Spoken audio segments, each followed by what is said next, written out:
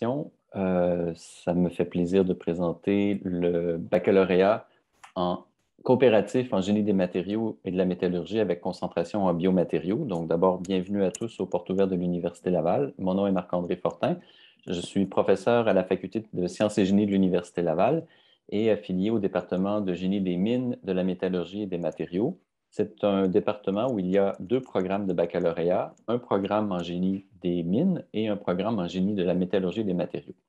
Et cette présentation-ci porte plus spécifiquement sur une nouvelle concentration qui s'apparente beaucoup au génie biomédical et fortement ancrée dans le développement des biomatériaux, que ce soit des métaux, des polymères et des céramiques, et qui ont tous comme objectif d'être implantés dans le corps humain.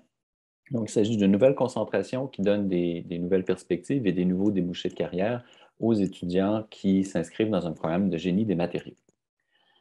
Donc, un biomatériau, qu'est-ce que c'est?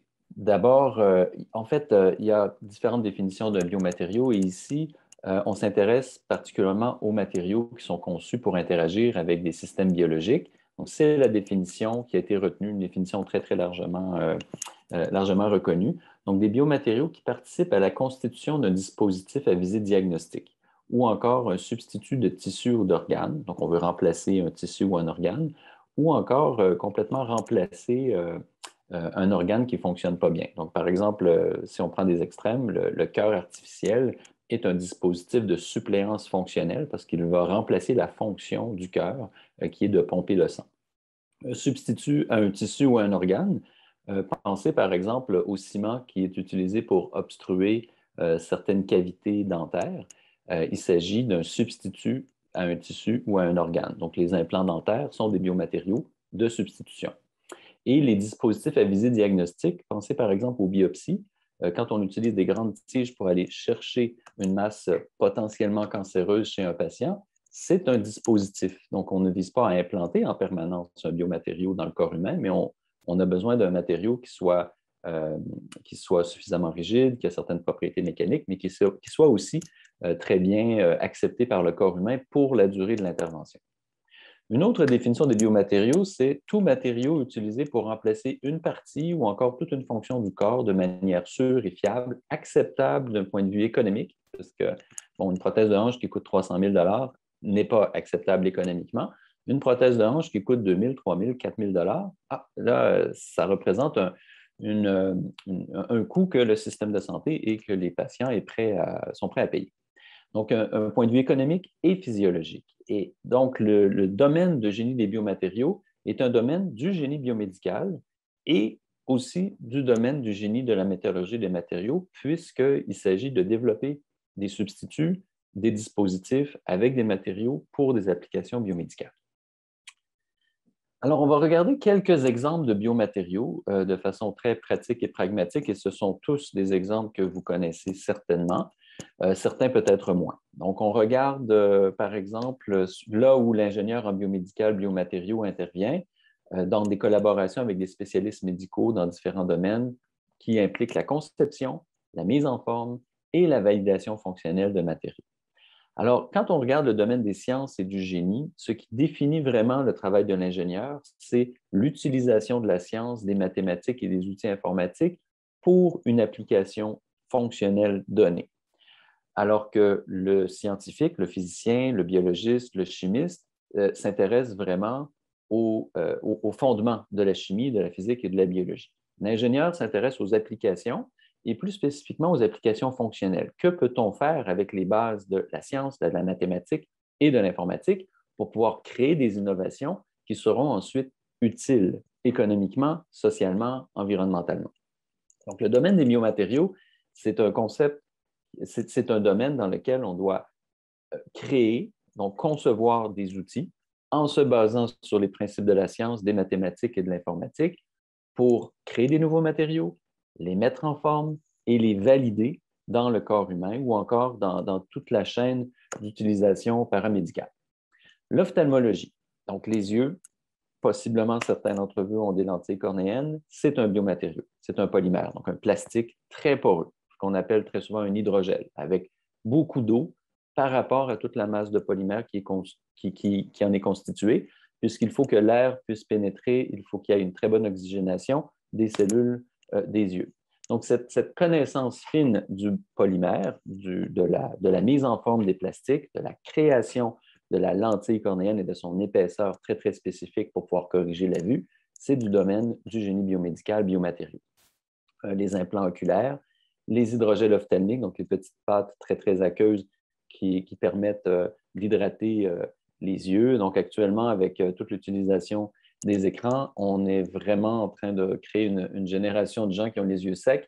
Alors, les ingénieurs en biomatériaux, en ophtalmologie, ont des beaux défis.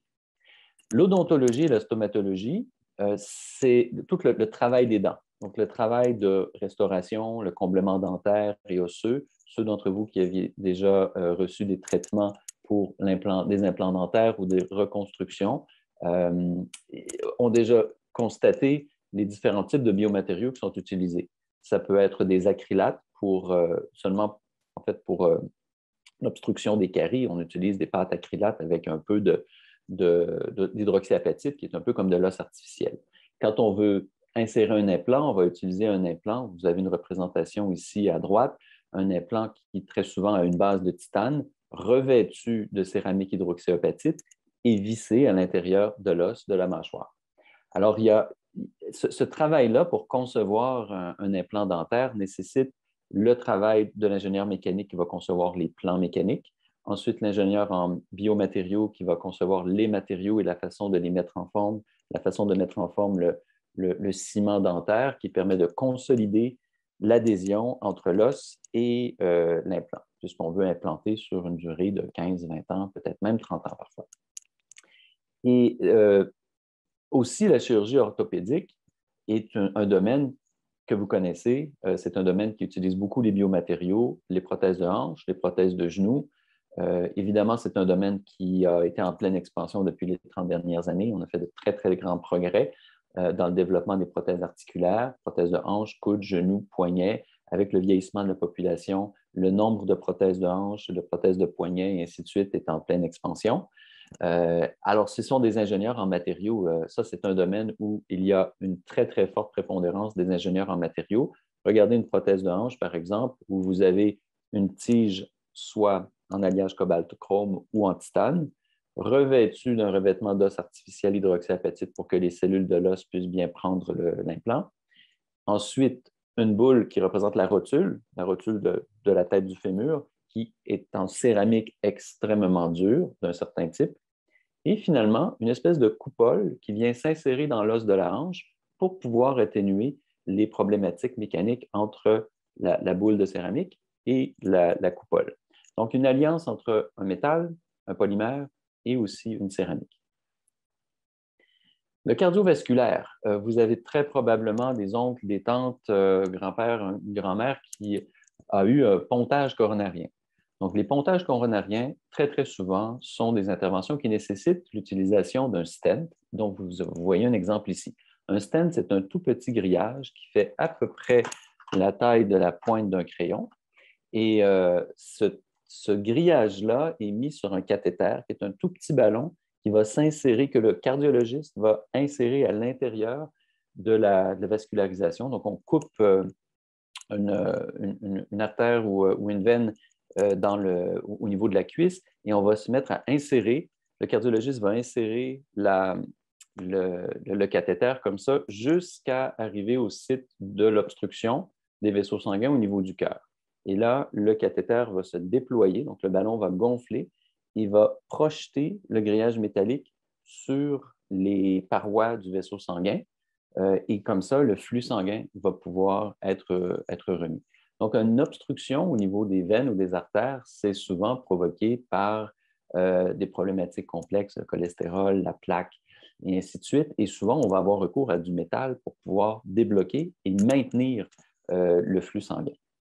Donc, le cœur artificiel aussi, les assistances ventriculaires, donc les ventricules parfois qui sont les petits les dispositifs qui permettent au sang d'être pompé à l'intérieur du cœur vont se fatiguer, il va y avoir des défauts parfois avec l'âge qui se crée. Donc, on doit parfois remplacer certaines composantes du cœur. En urologie et en néphrologie, les dialyseurs, les poches de dialyse, donc les gens qui doivent subir des dialyses rénales, n'ont pas nécessairement besoin d'avoir un implant, mais les poches qui sont utilisées pour les procédures de dialyse, donc les matériaux polymères qui sont utilisés pour contenir soit le liquide de dialyse ou l'urine récoltée, doivent être biocompatibles pour différentes raisons. De même que EMA Québec ou la Croix-Rouge, lorsque les entités qui récoltent le sang de donneurs pour ensuite le réadministrer dans des patients à l'hôpital doivent s'assurer que les poches de sang soient en contact avec un polymère qui n'agglomère pas les cellules sanguines. Donc, la nature du polymère, la façon dont le polymère est fait à la surface, ce sont les ingénieurs en biomatériaux qui s'occupent de ça et qui développent les techniques et les procédures qui font que le sang ne va pas coaguler à l'intérieur des poches. Donc, on développe aussi des nouvelles générations d'organes artificiels comme le rein artificiel. Ici, à droite, vous avez une représentation d'une image d'un foie avec un cathéter. Donc, la petite ligne noire ici représente un cathéter qui va injecter un produit d'imagerie qui permet de mieux visualiser la vascularisation à l'intérieur du foie. Donc, il y a des expertises des biomatériaux, des gens des biomatériaux dans le domaine de l'imagerie médicale aussi. Donc, l'une des expertises qu'on a développées au CHU de Québec depuis plusieurs années, c'est le développement de produits de contraste à base de nanomatériaux, des toutes petites particules qui, lorsqu'elles sont injectées dans un organe, vont montrer la vascularisation. Ils vont clairement indiquer aux chirurgiens ou aux cardiologues ou autres spécialistes de la santé, là où se situent les ramifications des vaisseaux sanguins. Et finalement, en endocrinologie, donc l'endocrinologie, c'est la spécialité des médecins qui traitent le diabète ou les responsables des corps médicaux qui traitent le diabète, par exemple, de longue date, depuis très, très longtemps, développent ou essaient de développer en partenariat avec les ingénieurs un pancréas artificiel. Il serait vraiment, vraiment très avantageux pour les gens atteints de diabète de pouvoir compter sur un dispositif qui soit implanté dans l'abdomen et qui puisse envoyer les shots ou les administrations d'insuline sans que le patient ait besoin de se piquer à tous les jours. Donc ça, c'est un rêve depuis plusieurs décennies et c'est très long parce qu'il y a vraiment beaucoup, beaucoup, beaucoup de défis reliés à ça. Il y a des compagnies très importantes qui s'associent avec des ingénieurs en biomatériaux et avec des médecins pour travailler sur des pancréas artificiels et plusieurs technologies sont maintenant commercialisées et ça se passe actuellement. Donc, il y a un très fort intérêt et énormément de développement qui se passe dans le domaine des pancréas artificiels actuellement. Donc, le profil type des candidats qui se destinent en génie biomédical, biomatériaux, c'est d'abord, ça reste un bac en ingénierie. Alors, en ingénierie, c'est d'abord les sciences. Il faut d'abord aimer les sciences.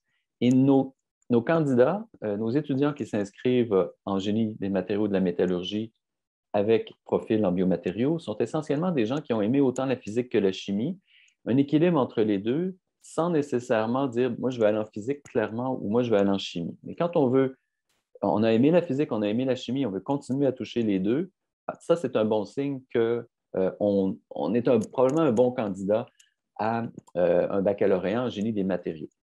Ensuite, les mathématiques et l'informatique, évidemment, parce que les ingénieurs sont des gens qui doivent calculer, qui doivent développer des outils précis basés sur des concepts de sciences. Et si dans une société, les ingénieurs ne savent pas calculer, c'est un peu problématique. C'est ce que mes professeurs m'ont toujours dit.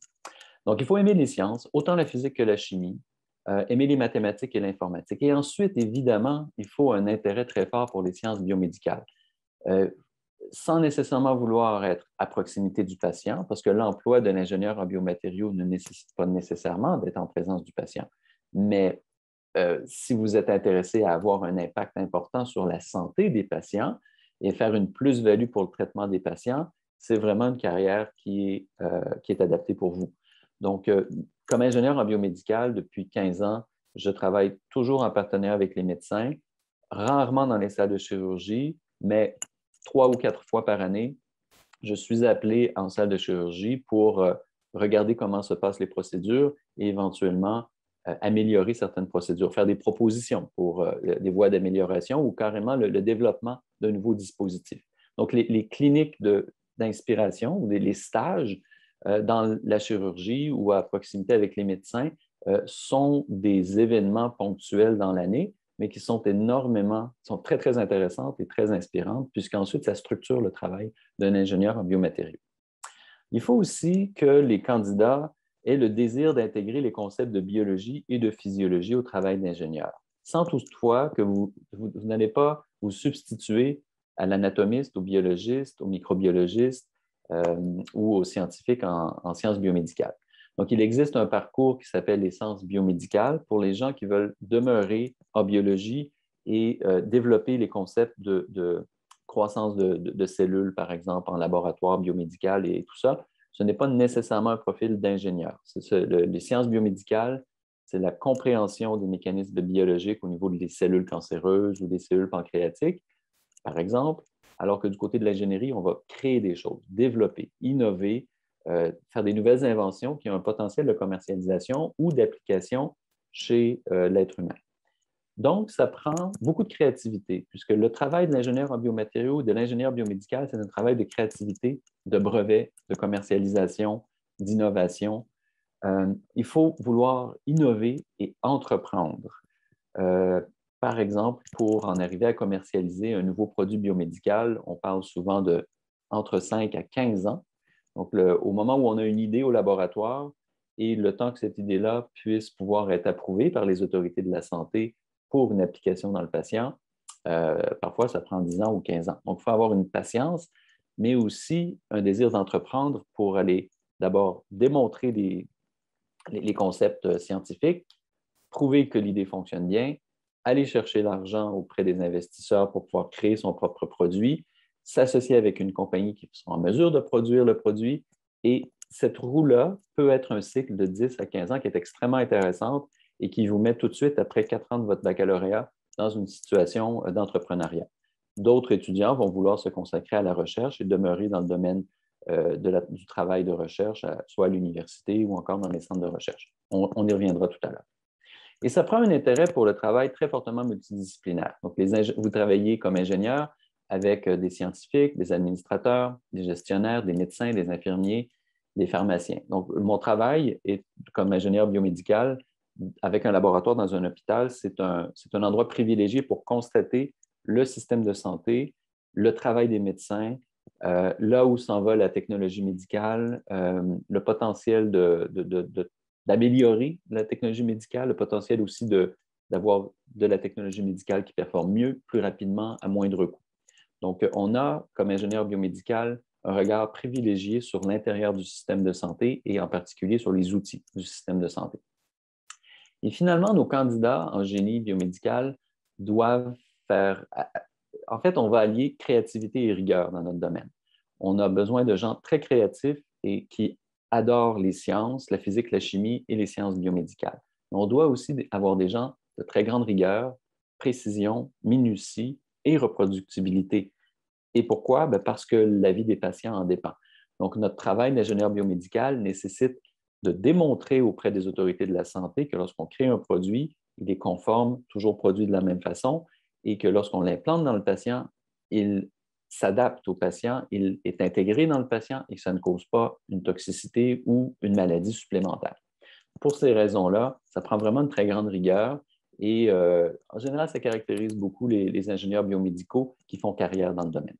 Rigueur et créativité. Et sens du service à la communauté, puisqu'il s'agit d'un métier à caractère biomédical. Maintenant, le cheminement type de la concentration biomatériaux dans le baccalauréat en génie des matériaux et de la métallurgie. Ça consiste d'abord en un cheminement principal de 102 crédits qui sont des connaissances fondamentales en chimie, en physique, en mathématiques, avec beaucoup de cours qui vous permettent de comprendre comment les matériaux sont créés, comment les matériaux sont mis en forme, comment les matériaux sont agencés. Et quand on parle des matériaux, ce n'est pas les métaux de construction du bâtiment, évidemment. On parle des différentes classes de matériaux qui vont du polymère au métal et aux céramiques.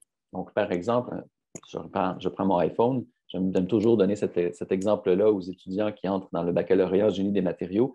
Donc, dans un iPhone, il y a au-dessus de 150 composés matériaux différents. Il y a des métaux, il y a des céramiques, il y a des verres et il y a des polymères. Et à peu près tout le tableau périodique est représenté là-dedans. Donc, c'est un excellent exemple de la complexité du génie des matériaux.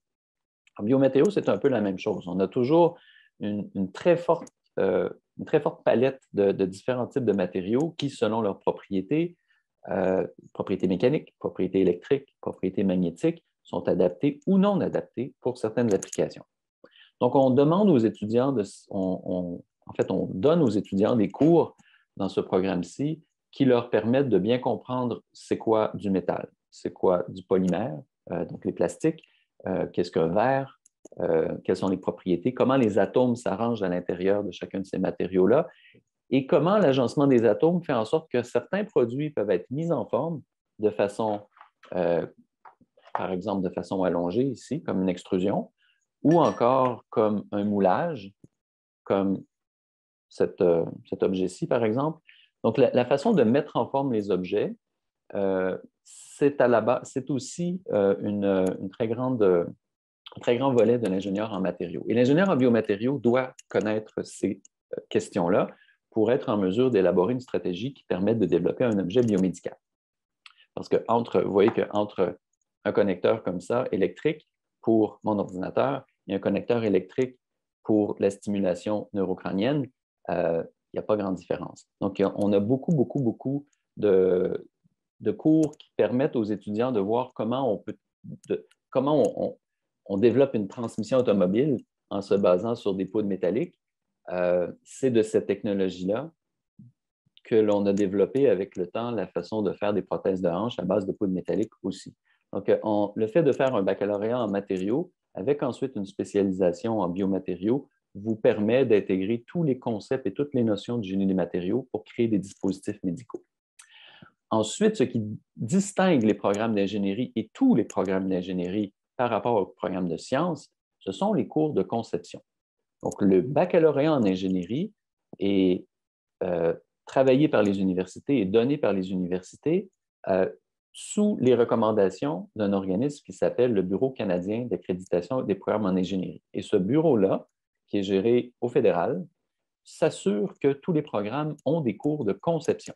Et un cours de conception, c'est qu'on met entre les mains des étudiants un sujet donné avec un cahier des charges, donc un ensemble de critères, et on leur demande de créer un objet, de créer un dispositif, de créer un programme informatique avec une finalité fonctionnelle, donc un objectif de fonctionnement. Ça peut être développer un nouvel alliage pour les stents coronariens. Ça peut être aussi développer un nouveau plastique qui permette aux cellules de mieux croître à l'intérieur de puits de culture cellulaire avant d'administrer des traitements aux patients. Différentes choses comme ça, mais avec de la création. Donc, des laboratoires où on donne beaucoup de latitude aux étudiants et on leur communique les différentes étapes dans la création d'un objet biomédical ou d'une technologie biomédicale. Ensuite, les ingénieurs doivent analyser et évaluer les matériaux et les pièces, puisque le travail d'ingénierie est aussi un travail économique. Si on développe des traitements à 1 million de dollars par personne, on voit qu'on ne pourra pas traiter tout le monde avec ces traitements-là. Parfois, il y a des traitements qui nécessitent énormément de ressources et qui vont coûter des fortunes. Parfois, c'est des tout petits traitements ou des modifications très fines à certains traitements existants qui peuvent avoir un impact financier extrêmement important au bout d'une année. Alors, l'ingénieur fait aussi des cours d'analyse économique, de choix des matériaux qui inclut une composante de choix du prix d'un matériau.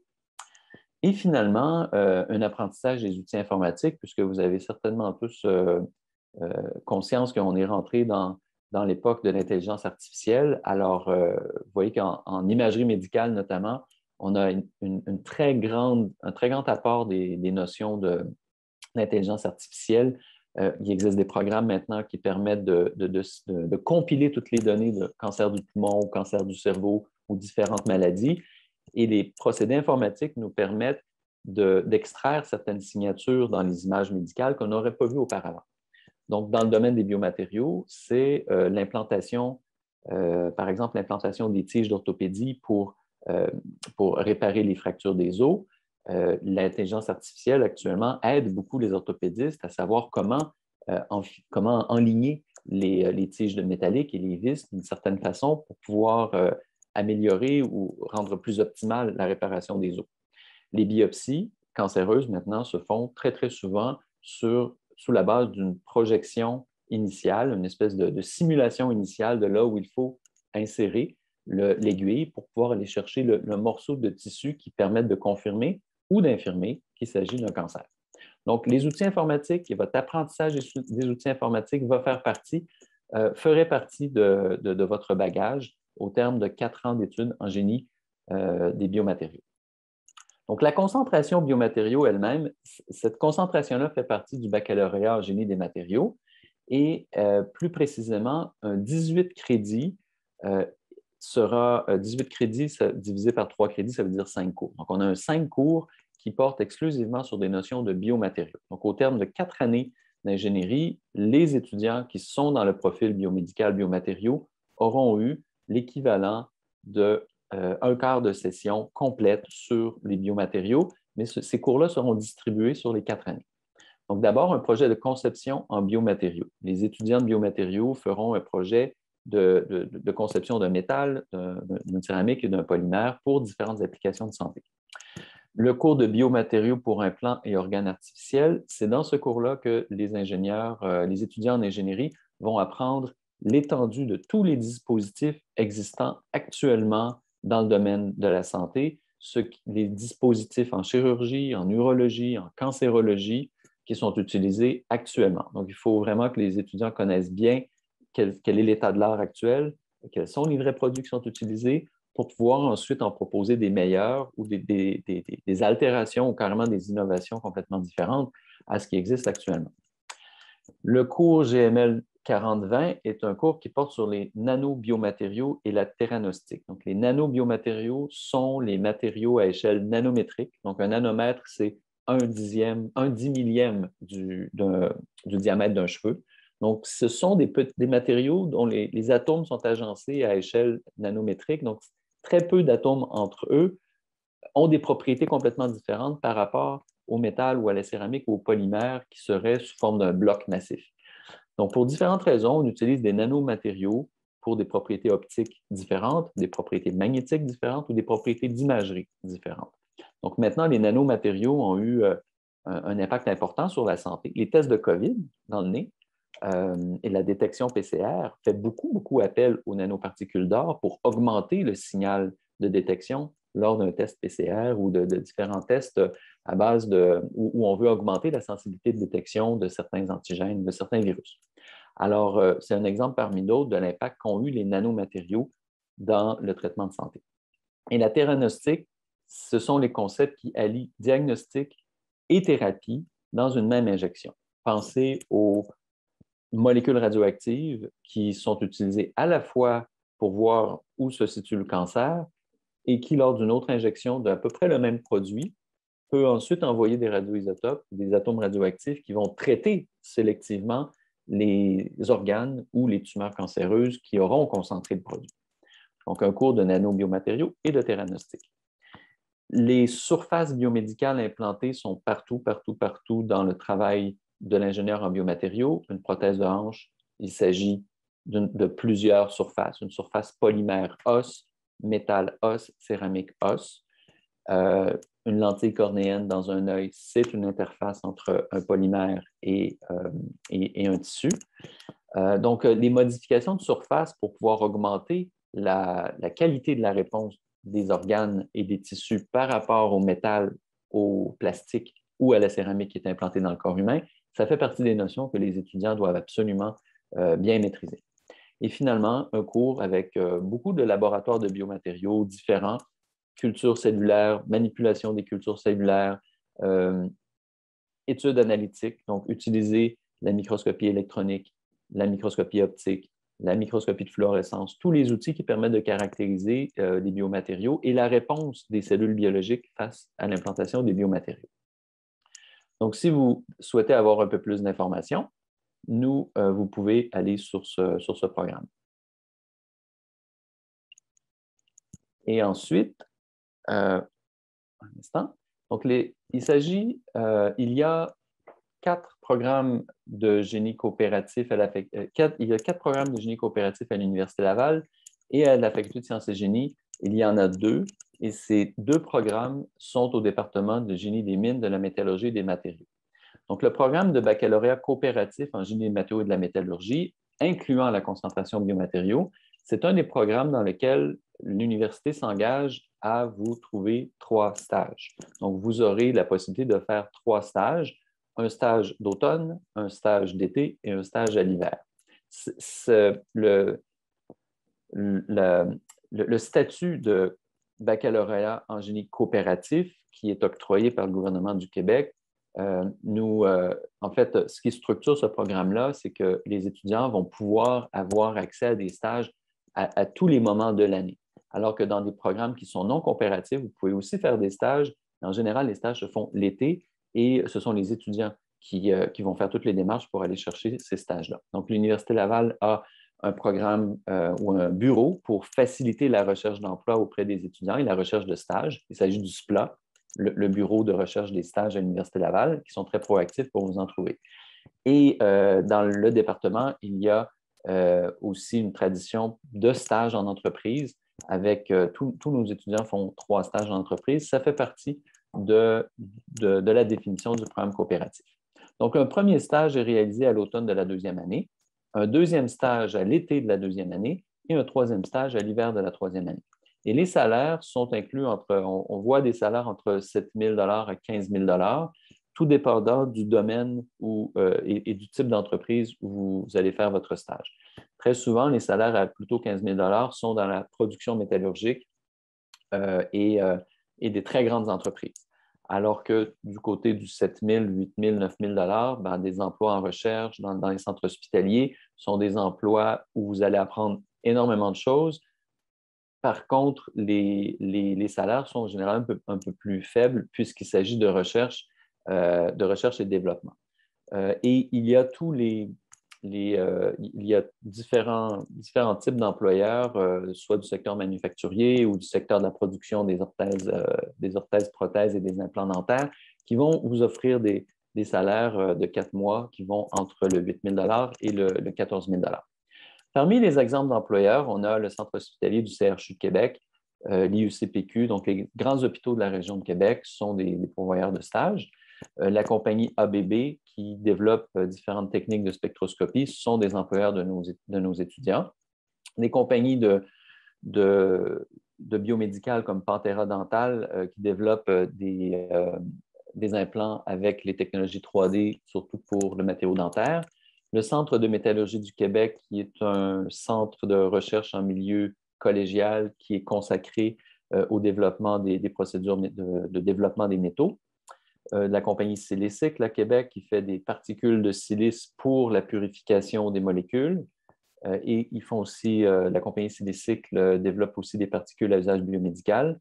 Et tout le cluster le secteur du contrôle non destructif, qu'il s'agit de Olympus, Edify, Nobel Biocare, sont des compagnies comme Olympus et Edify sont des compagnies qui développent des équipements pour l'imagerie des matériaux. Donc, ce sont tous des compagnies qui offrent des stages à nos étudiants dans le domaine du génie des matériaux, incluant les étudiants qui font la concentration biomatériaux. Donc, dans les carrières possibles, voici des exemples de carrières possibles lorsque vous avez fait un bac de 4 ans en génie des matériaux avec option en biomatériaux. Vous pouvez travailler comme ingénieur en conception d'implants imprimés en 3D. Donc, l'imprimante 3D ou l'impression 3D ou la fabrication additive est un mode de fabrication des métaux, des céramiques et des polymères qui a pris beaucoup, beaucoup d'envergure depuis une dizaine d'années. Et le CRIC, le Centre de recherche en industrie du Québec, qui a un pôle à Québec et un pôle à Montréal, a développé tout un volet pour l'impression 3D. Et à Québec, notamment, ils ont un laboratoire pour faire de l'impression 3D d'implants biomédicaux. Ensuite, le Centre de métallurgie du Québec à Trois-Rivières recrute aussi nos stagiaires et offre des stages aux stagiaires pour une variété de projets qui impliquent de la conception d'implants imprimés en 3D. Les étudiants qui graduent de notre programme peuvent aussi se trouver des emplois dans les compagnies de génie biomédical qui développent des objets de génie biomédical et qui ont besoin d'être représentés dans les hôpitaux du Québec auprès des chirurgiens, des pharmaciens et des médecins en général. Donc, les compagnies comme Medtronic sont des compagnies qui développent des différentes composantes comme des stimulateurs cardiaques, le cœur artificiel, des caméras utilisées dans les salles de chirurgie pour visualiser en 3 dimensions la configuration du cerveau. Bard Medical est une compagnie qui développe des aiguilles de biopsie. Johnson Johnson, qui sont actifs dans différents secteurs, que ce soit Johnson Johnson est actif dans l'urologie, dans le développement de traitements pour le diabète et ainsi de suite. Donc, ces compagnies-là recrutent des ingénieurs pour pouvoir comprendre qui comprennent les objets biomédicaux et qui sont en mesure ensuite d'expliquer les objets biomédicaux aux médecins, comment les implanter, comment comparer différents objets biomédicaux pour différents patients. Donc, le savoir et la connaissance de l'objet biomédical est entre les mains de l'ingénieur en biomédical qui pourra ensuite communiquer adéquatement aux médecins. Donc, ça prend des connaissances d'ingénierie très, très élevées pour pouvoir bien communiquer des objets complexes, les informations sur les objets biomédicaux auprès du corps médical. Ensuite, vous pouvez aussi être un ingénieur chargé de projet dans une compagnie de produits et de systèmes biomédicaux. Comme ingénieur en matériaux avec volet biomédical, vous n'êtes pas exclusivement appelé à travailler dans le secteur des implants. Vous pouvez aussi travailler dans le paramédical, comme par exemple Humano-Médical dans la région de Québec. C'est une compagnie bien implantée depuis des dizaines d'années qui ont une spécialité sur les lits d'hôpitaux. Alors, l'ingénieur en biomédical peut aussi travailler avec l'ingénieur en robotique, en développement d'électrotechnique pour développer des objets pratiques utilisés en hôpital, comme un lit d'hôpital. Un lit d'hôpital est vraiment un item complexe. Ce n'est pas seulement un lit, mais c'est aussi un système électronique qui permet de détecter le pouls du patient, qui permet d'ajuster la position du patient en fonction des douleurs, et ainsi de suite. Donc, les lits d'hôpitaux sont maintenant des produits technologiques extrêmement avancés et la façon dont c'est développé, ces produits-là, nécessite le recrutement de beaucoup d'ingénieurs en biomédical. Les implants dentaires, évidemment, sont des objets qui nécessitent le recrutement d'ingénieurs en biomédical qui seront ensuite des chargés de projet pour le développement de ces nouveaux objets. Et les hôpitaux de la région de Québec sont les hôpitaux majeurs de tout l'Est du Québec. Donc, il ne faut pas oublier que Québec est une ville qui traite tout l'Est du Québec, ce qui veut dire une population d'au moins 3 millions d'habitants. Et donc, le CHU de Québec Université Laval ou l'IUCPQ pour le cardiovasculaire ou le cerveau Hôpital Robert Giffard pour les traitements en santé mentale sont des hôpitaux qui déploient leurs services sur tout l'Est du Québec. Alors ça vient avec toute une charge administrative et technique de tous les objets biomédicaux, tous les outils biomédicaux, que ça va des moniteurs d'oxygène, l'imagerie médicale, les IRM, les scanners de rayons X, la fluoroscopie, tous les objets et tous les outils qui nécessitent un suivi d'ingénieurs font en sorte que ces grands centres hospitaliers ont besoin d'ingénieurs en génie biomédical qui suivent et qui fassent la maintenance de tous les objets biomédicaux. Donc, le parc d'appareils, les dispositifs de génie biomédical nécessitent l'embauche d'étudiants, de gradués ingénieurs avec un 4 ans d'expertise dans le domaine, un 4 ans d'études dans le domaine.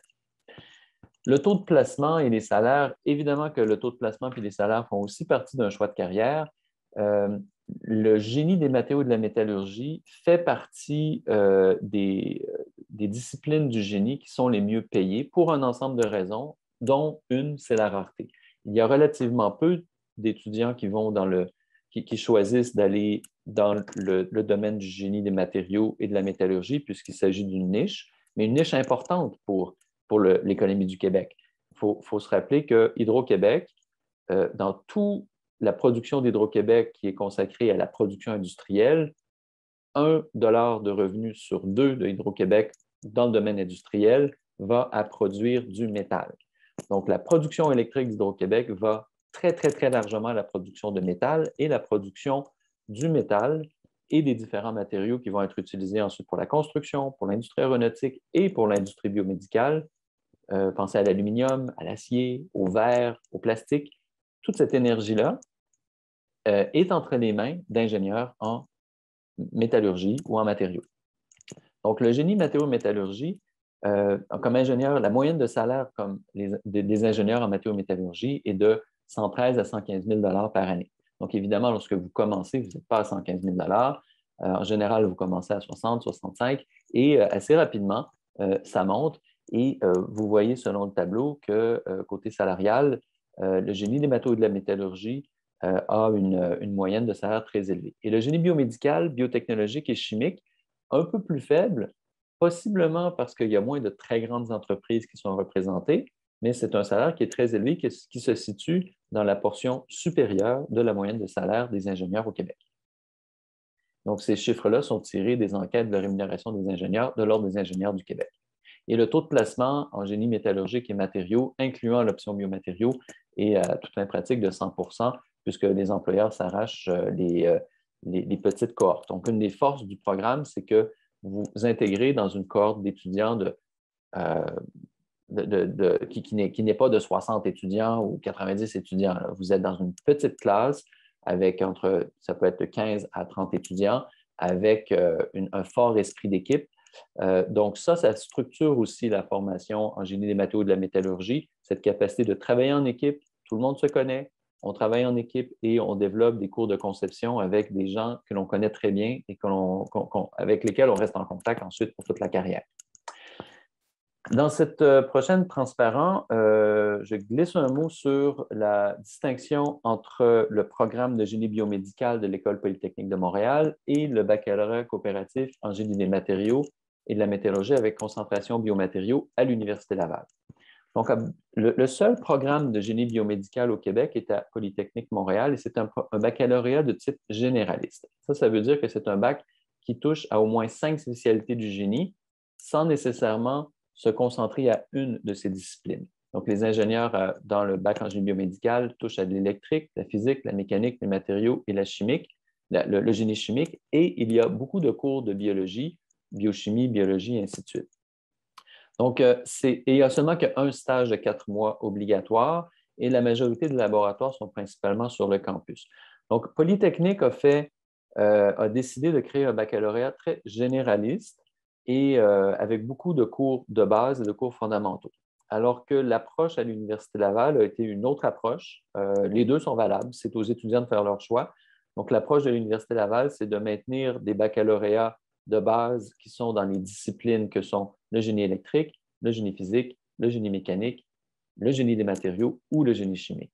Et de toutes ces formations, le génie des matériaux vous offre la possibilité d'avoir une réelle concentration en génie biomédical par la voie des biomatériaux.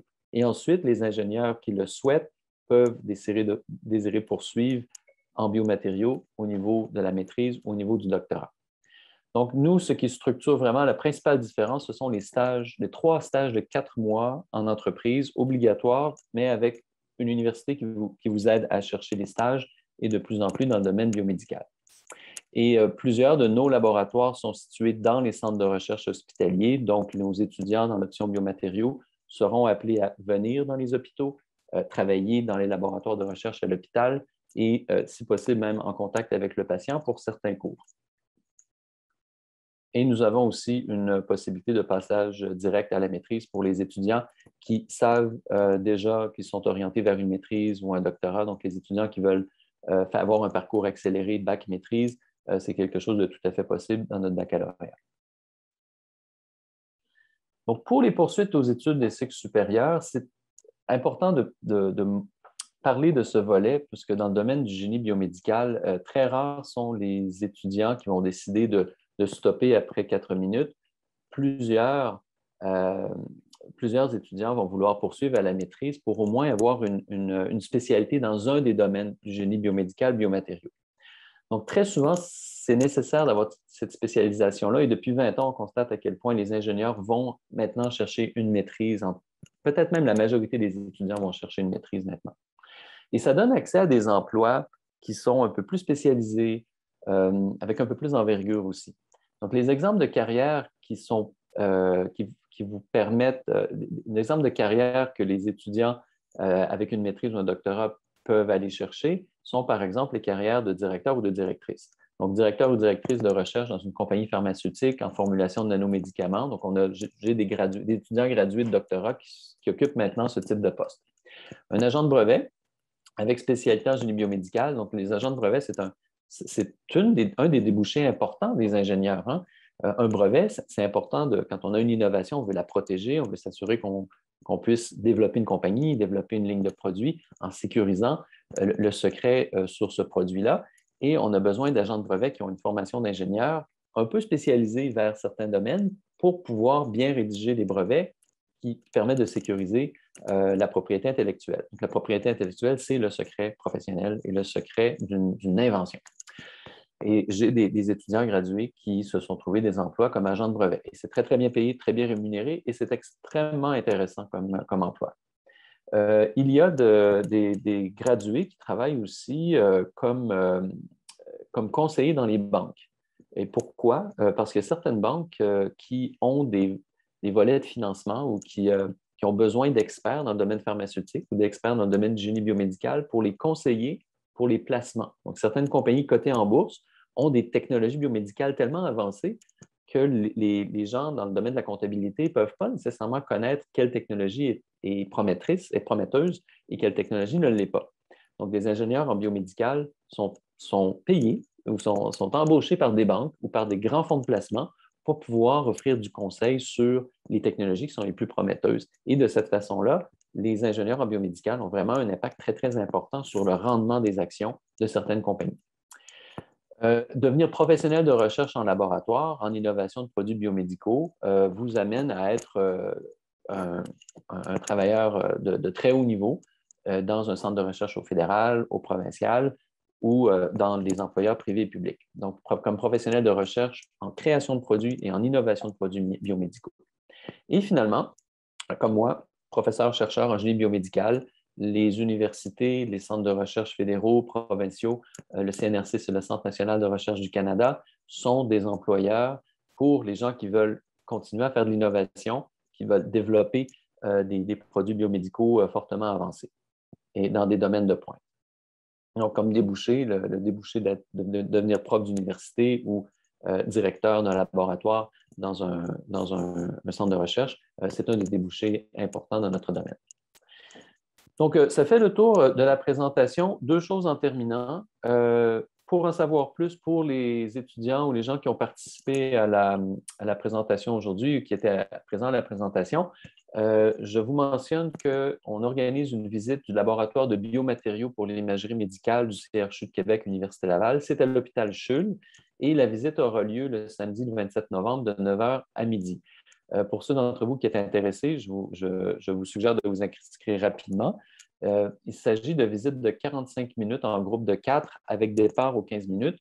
Et ce seront des visites qui vont vous permettre de voir le laboratoire d'impression 3D de biomatériaux, les locaux où se fait la culture cellulaire et aussi vous allez avoir une visualisation du laboratoire d'imagerie des biomatériaux, imagerie par résonance magnétique, rayons X et tomographie d'émission de positons. À peu près 45 minutes, vous pouvez venir seul, accompagné, tout visiteur et vous devez passer à travers la guérite pour montrer votre passeport vaccinal, évidemment parce que c'est à l'hôpital.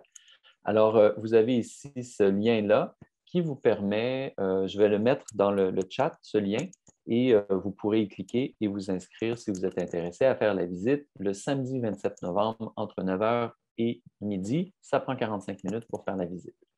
Aussi, je vous invite à visiter le site web gmn.ulaval.ca. C'est le site web du département de génie des mines, de la métallurgie et des matériaux pour en savoir plus sur le programme. Le baccalauréat coopératif en génie des matériaux et de la métallurgie est détaillé dans ce lien-ci. Et pour toute demande, aucun problème, vous pouvez me contacter. Vous avez ici mon courriel marc-andré-fortin@gmn.ulaval.ca. Ça fait le tour de la présentation pour aujourd'hui. J'ai un second volet, un film de 6 minutes commenté, une visite des laboratoires, une visite visuelle des laboratoires de biomatériaux pour ceux que ça intéresse. Et je commencerai ce film commenté dans exactement 3 minutes. Donc, ceux qui désirent quitter peuvent le faire. Ceux qui désirent utiliser le module de chat pour me poser des questions directement maintenant, vous disposez de 3 minutes et ça va me faire grand plaisir de répondre à vos questions. Donc, je vous remercie de votre attention et n'hésitez pas à nous contacter si vous avez des questions.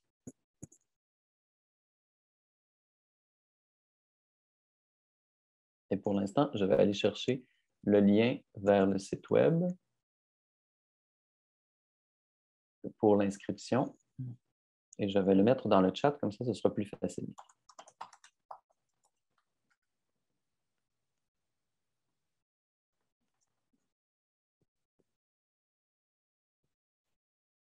Donc, voici le lien pour le chat. Dans le chat, je vous ai mis maintenant le lien de l'événement de visite. Donc, le 27 novembre au matin, entre 9 h et midi, la visite du laboratoire de biomatériaux pour l'imagerie médicale à l'hôpital Schull. Vous pouvez avoir toutes les informations en cliquant sur ce lien-là. N'hésitez pas à vous inscrire le plus tôt possible. Vous avez plus de chances d'avoir une place le plus tôt possible et ça va nous faire plaisir de passer du temps à répondre à vos questions. J'ai des étudiants gradués, des étudiants de premier cycle qui seront là pour répondre à vos questions. Vous allez entrer dans les laboratoires de recherche du CHUL. Donc, ça peut être visuellement, c'est un parcours intéressant à faire. J'ai une question. À la fin de nos études, sommes-nous considérés comme ingénieurs biomédicaux ou ingénieurs des matériaux? C'est une excellente question. Ingénieurs matériaux avec une mention concentration en biomatériaux. Puisque ingénieur avec le programme de génie biomédical, en fait, le diplôme d'ingénieur biomédical n'est pas octroyé par l'Université Laval. Mais le diplôme, le travail d'un ingénieur biomédical, les employeurs en génie biomédical, le génie biomédical étant un domaine un peu qui est un peu à l'interface entre différents types d'ingénierie, il est très, très rare que des employeurs comme des hôpitaux ou des compagnies propose un emploi qui soit exclusivement dédié aux ingénieurs en biomédical. Parce que très souvent, quand on gratte un peu, on regarde la nature de l'emploi que la compagnie veut, la nature de l'employé ou de l'expertise d'un employé que la compagnie veut avoir. Et très souvent, on voit tout de suite que c'est un ingénieur électrique ou plutôt un ingénieur mécanique ou un ingénieur en matériaux. Donc, le fait de ne pas avoir de mention génie biomédical, ce n'est pas nécessairement une mauvaise chose. C'est seulement que vous allez postuler à un emploi, une description d'emploi où on va demander soit un ingénieur biomédical ou un ingénieur en génie des matériaux avec option biomatériaux ou un ingénieur en génie électrique et ainsi de suite. Donc, faut pas, le fait de ne pas avoir de mention ingénieur en biomédical, ce n'est pas nécessairement une mauvaise chose. C'est une approche parmi tant d'autres. Les universités décident soit de créer un bac en génie biomédical ou encore de conserver les volets traditionnels et ensuite demander à leurs étudiants de s'inscrire dans un bac en génie biomédical. J'espère avoir répondu à votre question. Anne-Sophie, est-ce que les stages se font seulement dans la ville de Québec ou partout dans la province? Ça peut être partout dans la province.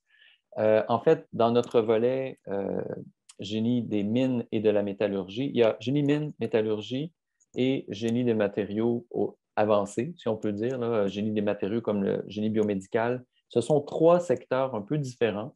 Les ingénieurs en mines, les étudiants en génie des mines dans notre département vont partout où il y a des mines au Québec et à l'extérieur du Québec. Là. Il y en a au territoire du Nord-Ouest, il y en a qui vont à la mine Raglan. Donc, le domaine minier est un peu un domaine particulier. Le domaine de la production et de la transformation métallique, il y a à la fois des compagnies comme Alcan ou des compagnies comme Ressort Liberté à Montmagny qui produit énormément de ressorts pour la majorité des voitures commercialisées. Donc, ce secteur-là est un secteur où les emplois sont vraiment un peu partout au Québec. Donc, on a un réseau d'employeurs qui est très, très dynamique et qui nous permet d'avoir accès à beaucoup de stages partout au Québec, incluant Montréal. Donc, le secteur biomédical est un secteur qui est très présent, surtout dans les grands centres, surtout Québec et Montréal. Alors, mais c'est un secteur qui est très, très en demande par les employeurs. Ce qui fait que effectivement, un étudiant qui fait le programme génie des matériaux avec option en biomatériaux et qui désire aller faire un stage de biomatériaux ou de génie biomédical dans la région de Montréal pourra le faire. Donc, on a du personnel pour accompagner les étudiants dans leur démarche de stage. Et souvent, on passe par les gradués, les étudiants, les gens qui ont gradué du programme de génie des matériaux et qui ont fait une maîtrise et un doctorat en génie des matériaux biomédicaux chez nous. Ce sont de très bons ambassadeurs pour nous offrir des offres de stage. Donc, réponse à la question, ce n'est pas exclusivement pour la région de Québec. Il y a beaucoup d'employeurs dans la région de Québec, mais avec la nouvelle concentration en génie des biomatériaux, on va progressivement consolider des offres de stage partout à travers la province. Et j'ai une question de Michael. Est-ce que l'environnement de travail est seulement en laboratoire ou ça peut varier? Je dirais que peut-être pour les gens qui décident de devenir professionnels de recherche en laboratoire, évidemment, c'est un choix de carrière de rester dans un laboratoire parce qu'ils aiment ça. Donc, les gens qui décident d'être professionnels de recherche dans un laboratoire universitaire, privé ou du gouvernement fédéral, a priori, veulent continuer de faire ça. Donc, 75 de leur temps hebdomadaire va être dans les laboratoires. Je dirais que c'est une minorité des gens. Peut-être 20 ou 25 de nos étudiants gradués vont décider de travailler dans un laboratoire. Ceux qui travaillent dans une entreprise, je peux donner l'exemple d'une de mes étudiantes graduées qui travaille maintenant comme directrice du développement de nanomatériaux pour le traitement du cancer. Et bien, cette personne, elle travaille beaucoup dans un bureau, elle fait beaucoup des voyages à Ottawa pour travailler avec Santé Canada pour l'approbation du nouveau médicament auprès des autorités de la santé. Donc, c'est quelqu'un qui travaille un peu au laboratoire, mais qui dirige une équipe au laboratoire. Donc, elle a créé une équipe de laboratoire, elle a embauché des étudiants qui ont gradué de notre programme et des chimistes aussi et des pharmaciens. Elle est à la tête d'une équipe de à peu près 10 personnes qu'elle dirige au laboratoire. Et pendant ce temps-là, de son bureau, elle pilote tous les dossiers qui visent à faire approuver le médicament auprès des autorités de la santé. Et ça implique de faire des voyages à Ottawa, quelques voyages à Washington pour voir avec la Food and Drug Administration aux États-Unis le potentiel d'approbation du médicament. Donc, je dirais que c'est à votre choix, mais vraiment, le travail de laboratoire n'est pas un travail qui est représentatif de la majorité des ingénieurs gradués. Les ingénieurs gradués vont beaucoup travailler en conseiller, un conseiller médical, conseiller le gouvernement du Québec pour approuver une certaine prothèse de hanche, un cœur artificiel, par exemple. Donc, c'est très éclaté. On a vraiment des gradués qui travaillent dans différents domaines. J'ai des gradués qui travaillent dans des banques, comme je le disais tout à l'heure, comme conseillers pour des investisseurs. Et beaucoup de personnes vont travailler aussi comme agents de brevet. Donc ça, c'est un secteur qui est en pleine expansion. On a des directeurs de bureaux de brevets d'ingénieurs dans la région de Québec qui sont issus de notre programme. Et ça ouvre des perspectives qui n'existaient pas il y a 20 ans ou il y a 30 ans. Donc, la nature du travail d'un ingénieur en matériaux a beaucoup changé dans la région de Québec depuis 20 ans ou 30 ans.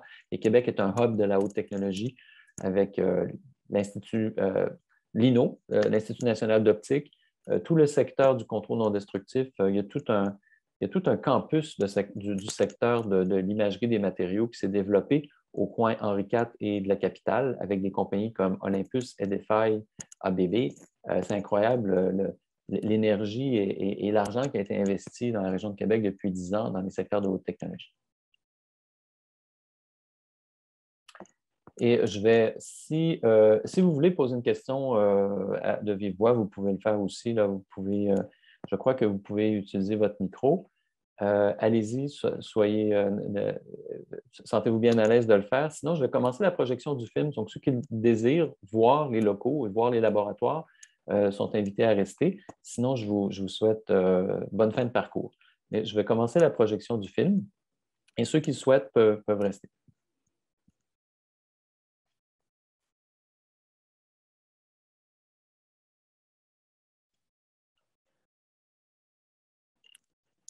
Donc ici, c'est un film qu'on a fait il y a peut-être 2 ou 3 ans, mais qui est tout à fait représentatif des locaux où on concentre beaucoup des appareils et des laboratoires de caractérisation des biomatériaux. Bon, vous allez voir plein des objets qui sont plus petits, plus gros, des technologies comme un microscope optique. Le microscope optique pour les coupes histologiques de Zeiss ici, c'est un microscope qui est très similaire aux microscopes qui sont utilisés en pathologie pour diagnostiquer la présence de cancer dans les biopsies.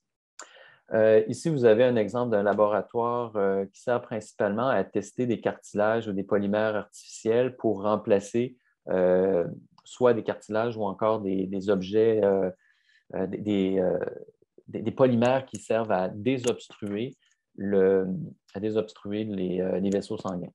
Ici, vous avez une machine qui est très, très utilisée dans le domaine de la science des matériaux, incluant les biomatériaux. C'est une machine de traction. Vous voyez un objet qui est, en fait, c'est un échantillon d'une prothèse vasculaire, une veine artificielle qui est glissée dans la machine de traction. Et vous avez ici une machine de compression. Donc, c'est comme ça qu'on va tester la rigidité d'un polymère ou la rigidité d'un métal. Dites-moi si vous voyez bien. Dans le chat, vous pouvez m'écrire pour me dire si vous voyez bien les images. Vous avez ici un laboratoire de chimie qui est un des laboratoires c'est un de mes laboratoires. Donc, c'est un laboratoire très, très conventionnel en chimie qui nous permet de synthétiser des matériaux pour l'imagerie médicale. Il n'y a rien de très exceptionnel dans ce laboratoire-là. Vous voyez tout simplement des hottes, ça, c'est des hottes chimiques qui permettent d'évacuer les produits potentiellement toxiques à la respiration. Donc, ce laboratoire-là nous permet de créer des tout petits matériaux qui permettent de mieux mettre en image le foie, les reins, les tumeurs cancéreuses.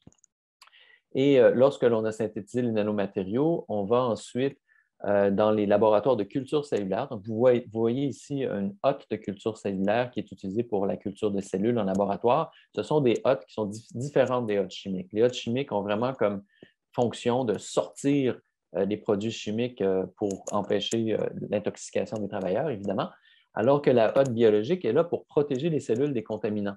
Donc, le système de filtration n'est pas le même. Donc, vous voyez ici une pipette Pasteur qui est utilisée pour prendre un échantillon de sanguin qui provient de patients. Donc, ça, c'est du sang de cordon ombilical. Donc, le sang de nouveau-né dans un cordon ombilical contient des cellules souches que l'on peut extraire pour ensuite les changer en cellules cardiaques ou cellules du rein ou cellules du foie. Pour vraiment s'assurer qu'on a le bon type de cellules, une fois que les cellules sont extraites et raffinées ou sélectionnées, évidemment, on a différents types de microscopes optiques pour nous permettre vraiment de caractériser la nature du type de cellule qui est diagnostiquée. Ensuite, nous avons certains types de laboratoires. Bon, vous avez vu la chambre froide, évidemment. Bon, il y a une chambre froide pour stocker tous les produits biomédicaux et les produits d'expérience. Et nous avons aussi des chambres noires pour visualiser mieux certains produits fluorescents. Parfois, on fait le marquage de certains types de protéines ou de molécules avec ce qu'on appelle un fluorophore, qui est une petite molécule fluorescente qu'on peut ensuite visualiser dans les microscopes confocaux. Ici, vous avez la technique d'électropolissage, qui est la technique utilisée de façon majeure pour polir les prothèses de hanche, les prothèses de genoux. Vous voyez souvent des implants biomédicaux extrêmement lisses avec un fini miroir. Très souvent, c'est en utilisant l'électropolissage à l'acide qu'on y arrive. Donc, vous avez des petits échantillons d'acier inoxydable ou de cobalt chrome ici, qui sont plongés dans l'acide et connectés avec un dispositif qui permet soit d'imposer un courant ou d'imposer une tension. Et c'est de cette façon-là qu'on arrive à polir de façon extrêmement fine, bien miroir, les objets métalliques. Ici, vous avez Morgane, une ancienne étudiante qui était spécialisée dans les techniques de traitement de surface et on a filmé l'étudiante en train de rentrer dans la salle blanche. Donc, une salle blanche, c'est une salle à atmosphère contrôlée, contrôle de poussière, contrôle d'humidité, contrôle de température, puisque un aspect important du travail de laboratoire pour la conception des biomatériaux, c'est de s'assurer que la production des biomatériaux se fait toujours dans une ambiance contrôlée. Toujours le même taux d'humidité, parce que sinon, la surface va changer. Si vous avez de l'eau, des molécules d'eau adsorbées en surface, vous n'avez pas la même constante de surface, la même énergie de surface. Donc, il faut que la caractérisation des matériaux se fasse toujours de façon très standard. On a vu la microscopie à force atomique, qui est un type de microscopie. Vous avez ici des appareils de caractérisation des surfaces, le XPS qu'on appelle, qui est un appareil qui permet de bien mesurer le rapport entre carbone, oxygène, phosphore, fer. Tous les éléments du tableau périodique, excepté l'hydrogène, peuvent être mesurés avec un appareil de XPS. Vous avez ici un exemple de réacteur plasma. Le plasma, c'est un gaz ionisé, donc c'est un gaz auquel on donne une forte décharge électrique qui permet à certains électrons de partir et au noyau des atomes d'être ionisés. Donc, ça donne au gaz des propriétés énergétiques super intéressantes et ça nous permet de traiter des surfaces de polymères ou des surfaces métalliques et donner une réaction chimique à la surface qui ne serait pas possible si on utilisait soit un traitement à l'acide ou un traitement traditionnel avec un traitement chimique. Donc, on a beaucoup d'appareils de caractérisation des matériaux, comme vous voyez. On a des ateliers, un atelier d'électrotechnique, un atelier pour fabriquer des électrodes. Vous avez ici le microscope électronique à balayage. Donc, le microscope électronique à balayage est un appareil qui permet d'aller à des résolutions, des grossissements qui permettent de voir des choses à l'ordre du nanomètre. Et ici, des appareils comme un spectromètre FTIR qui permet de faire la différence entre différents polymères. Donc, le spectromètre FTIR, par exemple, est très, très utilisé dans le domaine du recyclage des plastiques pour s'assurer qu'on ne mélange pas les plastiques pour en faire le recyclage. Dans le domaine des biomatériaux, on va utiliser la spectrométrie FTIR pour s'assurer de la qualité de la production du polymère qui va ensuite être mis en contact avec le sang ou avec différents tissus, différents fluides. Donc, c'est un petit film qui vous donne un peu l'ambiance dans un laboratoire ou la réalité de ce qu'est un laboratoire de production de biomatériaux ou de conception d'objets biomédicaux. Donc, quand vous voyez des réacteurs comme ça, il s'agit encore d'un plasma, donc un gaz ionisé avec une certaine lueur. Ça s'apparente un peu à un néon, donc le traitement des surfaces en utilisant des réactions au plasma est maintenant de plus en plus présent dans l'industrie des biomatériaux, y compris pour stériliser. Donc, ça faisait le tour du film que je voulais vous présenter. Je vais demeurer disponible pour 10-15 minutes pour ceux qui désirent continuer la conversation. Et pour tous, je vous souhaite une bonne fin de journée et puis une bonne participation aux différents événements des journées portes ouvertes. Si vous voulez participer à la visite du laboratoire de biomatériaux, ça va me faire plaisir. Je vais vous envoyer le lien sur Eventbrite. N'hésitez pas à vous inscrire et ça va nous faire plaisir de vous recevoir. Donc, là-dessus, je vous remercie et je vous souhaite une bonne fin de journée.